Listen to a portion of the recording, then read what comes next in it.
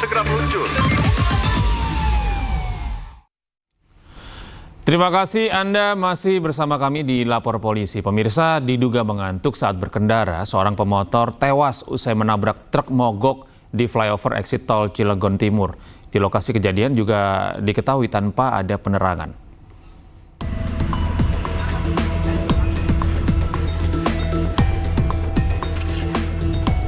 Polisi dibantu warga setempat berupaya mengevakuasi jasad seorang pemotor yang tewas usai menabrak truk mogok di flyover exit tol Cilegon Timur, Kota Cilegon, Banten. Diduga korban yang belum ditemukan identitasnya ini mengantuk saat memacu kendaraan dengan kecepatan tinggi hingga tak menyadari ada truk yang berhenti. Minimnya penerangan di lokasi juga menjadi penyebab faktor adanya kecelakaan tersebut. Yang katanya diduga mogok dari jam 6 sore. Saya melihat ke belakang ada korban laka lantas yang menabrak kendaraan tersebut. Untuk kondisi korban sementara dinyatakan meninggal dunia di tempat. Jasad korban kemudian dibawa ke kamar jenazah Rumah Sakit Krakatau Medika Cilegon. Petugas juga masih berupaya mencari keterangan terkait identitas korban. Dari Cilegon, Banten, Iskandar Nasution melaporkan. Pemirsa, seorang oknum Polwan berpangkat Bribka di Kota Bau-Bau, Sulawesi Tenggara diduga menganiaya seorang nenek berusia 66 tahun. Akibat penganiayaan ini, korban mengalami sejumlah luka memar. Kenapa bicara? Ibu, yang gila ini. Ibu, suami apa? Apa siapa? Inilah sisa potongan video yang berhasil direkam saat seorang oknum polisi inisial RH berpangkat Bribka mendatangi sebuah rumah di kawasan perumahan Wanabakti, Kota Bau-Bau, Sulawesi Tenggara. Oknum tersebut berupaya merebut telepon genggam yang merekam dirinya saat membuat rusuh hingga menganiaya seorang nenek berusia 66 tahun. Korban mengaku tidak memiliki hubungan keluarga dengan Bribka RH. Namun tiba-tiba Bribka RH datang dengan cukup anarkis mempertanyakan perihal rumah warisan milik adik kandung korban. Awal keributan dimulai dari adu mulut antara korban dan Bribka RH. Saat itu korban mempertanyakan kapasitas Bribka RH sehingga ikut campur di urusan keluarga korban. Hingga akhirnya Bribka RH mendorong dan melakukan aksi kekerasan terhadap korban di bagian kaki, tangan, hingga bagian kepala saat suasana perdebatan mulai tidak terkendali. Akibatnya, korban mengalami sejumlah luka memar dan kesulitan untuk berjalan akibat cedera di kaki kirinya. Peristiwa ini juga telah dilaporkan ke Polres Bau-Bau, tempat Bribka RH berdinas. Dia putar tanganku, baru dia tarik. Nah, pemukulan kedua setelah baku debat bahasa. Nah, di situ dia maju mau pukul, dihalau seberapa orang. Tetap dia mengamuk, sampai kenapa ini polisi Rina ini kah? Dia mau memukul. Nah, ini urusan rumah keluarga, rumah adik-beradik, kenapa ikut campur?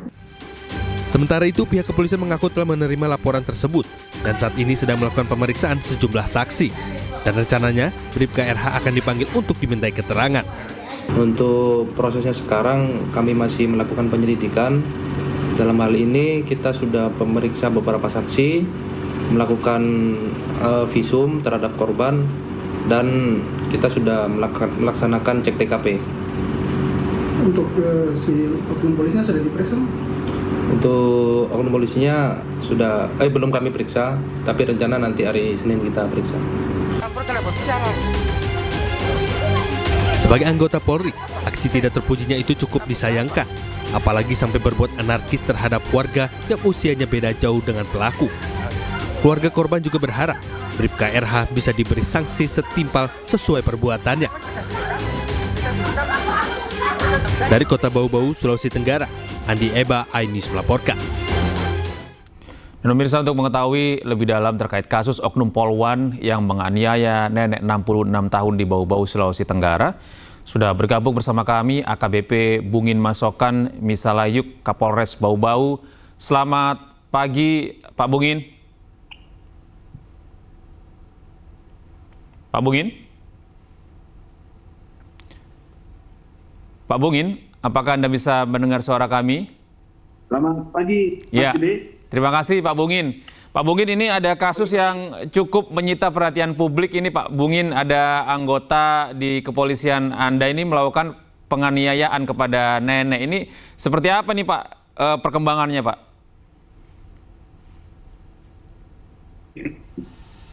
Ya, terima kasih Mas Gede. Mohon izin kami menyampaikan bahwa memang kami telah menerima laporan pengaduan yang dibuat oleh korban kepada kami tanggal 16 Desember 2024, di mana yang bersangkutan melaporkan telah mengalami tindakan penganiayaan.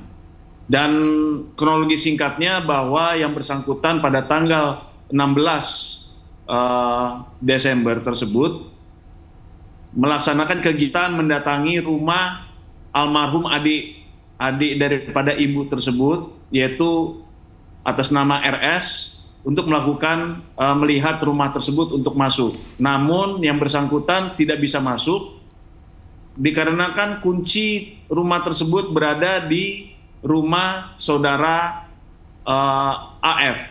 Kemudian ibu berikut suami dan rekan-rekannya berangkat menuju rumah AF. Dikarenakan saat itu sudah sore menjelang malam, waktunya sholat, maka sekaligus juga ibu tersebut bersama rekannya, khususnya rekannya, melaksanakan sholat. Ibu dan suami sembari menunggu rekan-rekannya sholat, kemudian berbincang dengan pemilik rumah atas nama ST. Pada saat perbincangan terjadi, ada oknum RH masuk rumah tersebut. Kemudian pemilik rumah meminta untuk duduk bersama-sama di situ. Setelah itu terjadi perbincangan dan berdasarkan keterangan daripada korban bahwa terjadi percekcokan terkait dengan pembicaraan tentang rumah saudara almarhum RS. Sehingga dari perbincangan tersebut berkembang menjadi perdebatan, dan dari perdebatan berkembang menjadi dorong-dorongan. Dan berdasarkan keterangan ibu korban bahwa terjadi pemelintiran dan kemudian terjadi pelarian oleh pihak ibu dan pihak tetangga-tetangga yang ada di situ, juga pemilik rumah. Tetapi perdebatan dan kejadian tersebut berkembang sampai keluar rumah dan terjadi penendangan. Setelah itu juga pada saat masuk mobil terjadi pemukulan berdasarkan keterangan dari ibu tersebut. Ya. Nah, namun berdasarkan keterangan daripada tetangga, berikut juga keterangan daripada pemilik rumah bahwasanya tidak terjadi pemukulan yang dimaksud. Namun kami tetap memproses ini secara profesional dan tetap mengumpulkan alat-alat bukti sesuai dengan pasal yang kami persangkakan, yaitu 351 ayat 1. Nah, kemudian juga kami tetap melakukan tindakan terhadap polwan tersebut yang inisial RH. Kami melakukan tindakan penegakan disiplin dan juga tindakan penegakan etik kepada yang bersangkutan. Demikian, Mas. Iya, Pak Bungin, kalau hubungan sendiri antara korban dengan RH ini seperti apa? Apakah memang ada hubungan keluarga atau memang tidak ada sama sekali sebenarnya? Sebenarnya ibu dan bapak daripada oknum RH ini kenal baik dengan keluarga daripada korban. Bahkan seluruh keluarga korban juga sangat mengenal baik oknum RH ini, sudah dianggap seperti ponakan sendiri. Demikian. Kalau untuk kenal dan kedekatan hubungan antar keluarga sangat dekat. Iya. Demikian. Jadi artinya ada, ini kalau kita tadi melihat kembali latar belakang kasus ini, ada permasalahan waris begitu ya Pak ya, antara adik pelaku ini Pak ya, yang memiliki hubungan waris begitu dengan korban ini. Apakah memang seperti itu Pak? Korban memiliki adik atas nama almarhum RS yang memiliki objek rumah tersebut. Jadi korban yang memiliki adik atas nama RS. Namun karena pembicaraan daripada oknum RH terkait dengan pembicaraan rumah tersebut, maka terjadilah dinamika debat tersebut. Karena tidak disukai oleh korban. Demikian. Ya. Artinya hingga saat ini korban ini Pak, apa tuntutan yang diajukan kepada RH Pak? Sementara berdasarkan hasil keterangan dan juga kami penyidik sudah meminta keterangan bahwa minta untuk tetap diproses secara profesional dan kami tetap melaksanakan hal tersebut. Sementara kami menunggu hasil visum yang telah dibuat oleh korban di rumah sakit, dan juga kami tetap melakukan pemeriksaan terhadap para saksi, dan juga termasuk juga RH telah kami mintai keterangan. Dan secara internal juga kami telah melakukan tindakan proses disiplin maupun etik kepada oknum RH.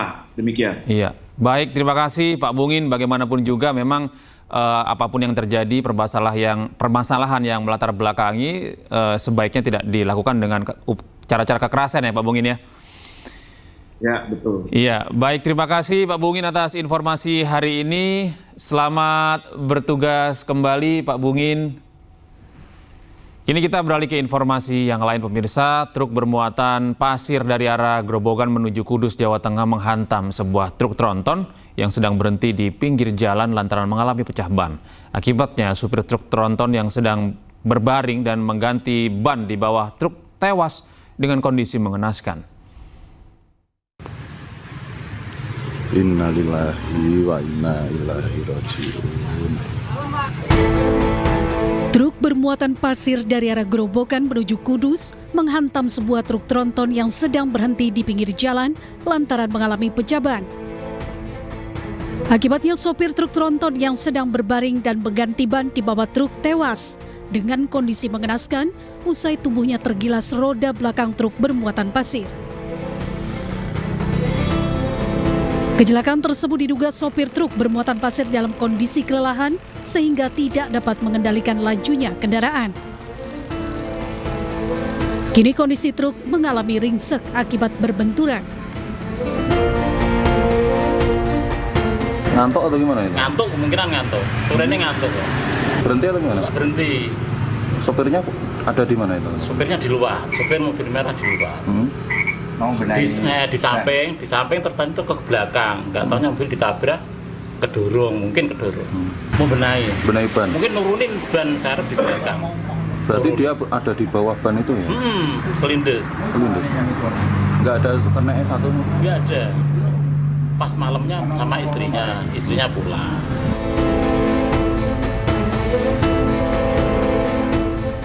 Jasad korban dapat dievakuasi beberapa jam kemudian usai truk tronton disingkirkan. Akibat peristiwa kecelakaan, jalur Kudus Grobogan dan sebaliknya sempat mengalami kemacetan panjang. Sementara itu, sopir truk pasir serta 2 truk telah diamankan petugas kepolisian. Dari Grobogan, Jawa Tengah, Rustama Nusantara, iNews melaporkan. Pemirsa, tetaplah fokus dan pastikan kendaraan Anda dalam kondisi baik jika ingin melakukan perjalanan liburan. Di Kuningan, Jawa Barat, pemirsa, seorang wisatawan tersesat dan terbalik akibat terlalu mengikuti arahan GPS.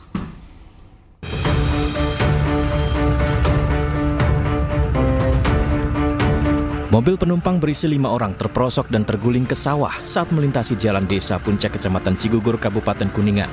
Untungnya tidak ada korban jiwa dalam peristiwa itu. Wisatawan asal Jakarta ingin merayakan tahun baru di lokasi wisata Kuningan dan terlalu mengandalkan arahan GPS. Alih-alih diarahkan ke jalur tercepat, mereka justru nyasar ke jalan desa yang gelap, lalu mobil terperosok dan terbalik. Jadi kurangnya penerangan itu jalan itu benar-benar kayak lurus, Pak. Setelah ban depan sebelah kanan itu udah masuk lubang itu, nah ini baru berasa ternyata ada belokan gitu, Pak. Kaget tuh. Iya, kaget. Langsung terus terang itu pokoknya kagak ngeh. Saya kira itu lurusan seperti itu, Pak. Pemilik mobil akan membawanya terlebih dahulu ke bengkel terdekat sebelum dibawa kembali ke Jakarta, sedangkan tujuan liburan mereka terpaksa batal. Dari Kuningan, Jawa Barat, Miftahudin, iNews melaporkan. Pemirsa, tim SAR gabungan menemukan jasad remaja yang tenggelam sejak 3 hari lalu saat berenang di aliran Sungai Ciliwung, Kota Bogor. Diduga korban tenggelam akibat tersangkut di antara cekungan bebatuan di dalam sungai.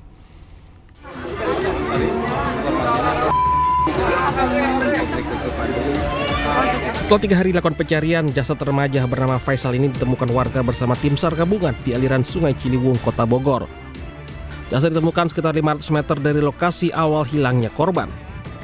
Seluruh korban yang hilang sejak 3 hari lalu ini tenggelam saat berenang bersama temannya di lokasi kejadian.